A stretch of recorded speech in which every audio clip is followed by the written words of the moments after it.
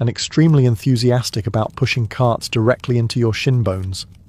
And if you tripped and fell, that's your dignity gone, possibly your wallet, and absolutely your appetite. Oh, and the smell.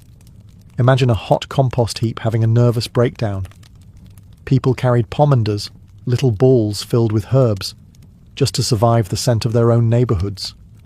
In short, if you're used to clean streets, garbage pickup, or the miracle of plumbing, Tudor Britain would treat your senses like a chew toy. So you've landed in Tudor Britain, and you're wondering, how do I move up in the world?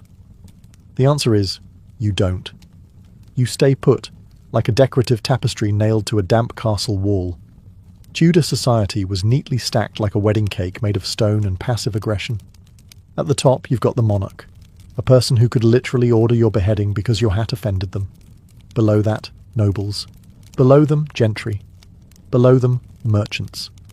Then finally, you, a commoner. Possibly a peasant. Possibly a serf. Possibly something even less glamorous, like person who cleans out the chamber pots but still gets taxed. Being born into a low class wasn't just inconvenient, it was a life sentence. You couldn't just marry your way up unless you were obscenely lucky or unusually hot by 16th century standards, which meant pale, plump, and potentially tuberculosis chic.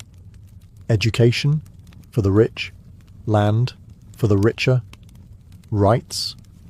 Well, let's not get ahead of ourselves. Everything from your clothes to your dinner plate to the length of your sleeves screamed your status.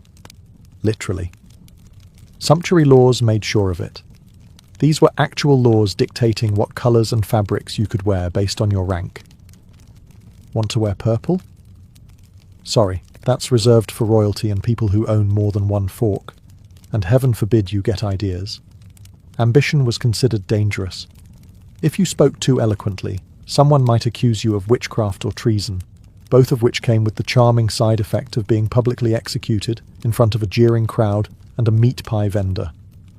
Your job was to know your place, speak when spoken to, work until you die. And if you somehow caught the attention of someone powerful, congratulations, you now get to be exploited more formally. Even religion didn't help. The church reinforced the idea that God wanted you to be poor, that your suffering was noble, that your lack of food and excessive number of children was a divine blessing. How comforting. If you're dreaming of a cozy Tudor job with reasonable hours, health benefits, and maybe a dental plan, allow us to introduce you to reality, now with more blisters and tetanus.